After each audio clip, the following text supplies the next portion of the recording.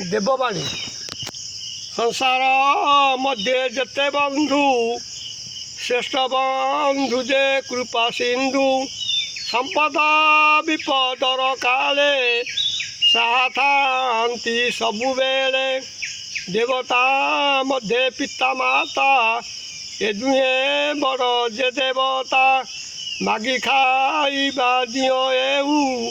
बड़ देवता एणु सेऊ सेहर सार पुत्र स्नेह पिता माता से आदर अन्य देश को चलीगले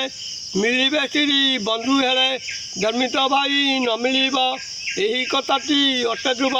निंदु बा जेसु बंधु एखड़ी मरे बापरंतु नीतिमानर लोक जेहू अनिति करे नाही सेहू कन्या भगिनी माता मेले केबे नति बनिश्चले सुपुत्र वंश उद्धार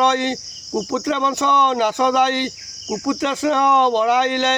वंशज नाश जाई बोले दुष्ट बारिजा सठ मित्र चाकर उत्तर देवात सर्पदे घरे थिब रही मरिबा सार जे अटई जे लोक अटे अविश्वासी केबे विश्वास न करसी अति विश्वासी लोकटारे विश्वास लजी बबेबारे वृक्षर पड़े देव मन संसार पाई बड़ दान सुस्वादु खाद्य जेबे मिली बांटी खाइब होई मेली शास्त्रक मध्य भागवत अभ्यास करू थिब नृत्य विद्या जे अटे महाजन बाल्यरू कर उपार्जन बड़े बड़े बड़ दैवी बल विश्वास रखी सुस्थे चल डाकिले जेबे सभा जीव पक्षपातिता न करिब सर्वदा सत्य कहवाकू निवेश कर जे मन को परस्त्री पासे न गमिम जुआड़ा को जे न जीव करिब नाही मद्यपान एतिनी कले मृत्युजान कहब सदा मृदुबाणी सबुरी मन नेब किणी अप्रिय बाणी न कहब कष्ट को काम नेन देव सरले जीव न काटिब उच्च भावना करुथिब सबुरी जीवे दया करी मन रखी थिब भरी हृदय कपट न रखिब कहार क्षति न करिब आलस्य दुखर कारण कहब सदा निवारण सतपातरे करिब दान सख्यानुसारे देई पुण कुसंगे काट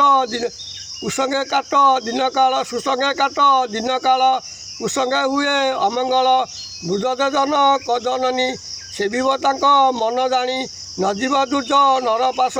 गले कटिब सर्वनाश सतसंगे नित्य जे करिब ईश्वर नित्य आराधिब निश्चित बचु न छाड़िब अनिश्चित जे न जीव जदिए काम कुकरिब उभय वस्तु हराइब पर ईर्षा कुन करी स्वधर्म सही स्वधर्मर जे आचरी डकरा बिना जे न जीव न पचारिले न कहब ए दुई अटे बड़ मंद मने रखिन थिब हृदय पर ईर्षा कुन करी स्वधर्मर जे आचरी डकरा बिना जे न जीव न पचारिले न कहब ए दुई अटे बड़ मंद मन रखिन थिब हृदय गुरु ब्राह्मण पिता माता ए सर्वे मत्यर देवता यांको सेवा नित्य करी संसार जाओ हेले तरी संसार नुहे के कहार केवल धर्म जे निजर केवल धर्म जे निजर धर्म अर्जने कर्म कर मिलिब शांति जे अपार कीर्ति परम बल भाई अमर करी से रखई जार कीर्ति किछि नाही जन्मता विफल जे होई परोपकार श्रेष्ठ धन अन्य धन की प्रयोजन मन निवेशी विभुपादे संसार लोकर अप्रमादे तीर्थक मने दिय मन पवित्र कर देह मन 5-25 मेल होई हरि कथा को गाई गाई सुस्थ शरीर सुस्थ मने गमिबा पथ जे प्रयाणे समय बड़ मूल्यवान अजता नष्ट न करिन सुकाजे कर नियोजित सुफले मिली बनिश्चित विपद आपदर बेले ठिया होइब बंधु मेले क्या न मणिब सकल गोटे नारायण दुष्ट लोकर सेवा करी मने आनंद दिय भरी आलस्य दुखर कारण तेजीब सजे पुण शरीर पाई काम करी सुस्थ शरीर देह धरी 30 वर्ष जेऊ नर संसार सुख नाही तोर କ୍ଷଣକେ ଘର ନାଶ କରେ ଭଲ ମନ୍ଦ ବା ନବିଚାରେ ସଂସାରରେ ଥିବ ଯେତେ ଦିନ